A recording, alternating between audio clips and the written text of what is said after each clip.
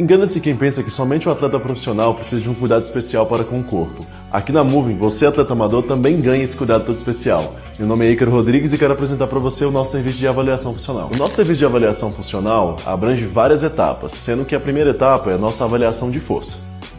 Aqui na Moving nós utilizamos um dos melhores recursos para mensuração de força, que no caso é o dinamômetro isométrico. Através dele a gente consegue quantificar o nível da sua força muscular e não somente isso, mas também descobrir o nível das suas assimetrias musculares. Logo na sequência são realizados os testes funcionais, que vêm justamente para descobrir as suas compensações musculares, seus encurtamentos, o nível da sua mobilidade, o nível da sua amplitude de movimento, estado de equilíbrio, coordenação motora e também potência muscular.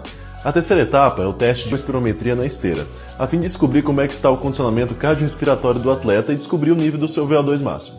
Se você quer otimizar a sua performance esportiva e diminuir os fatores de risco lesivos, agende a sua avaliação.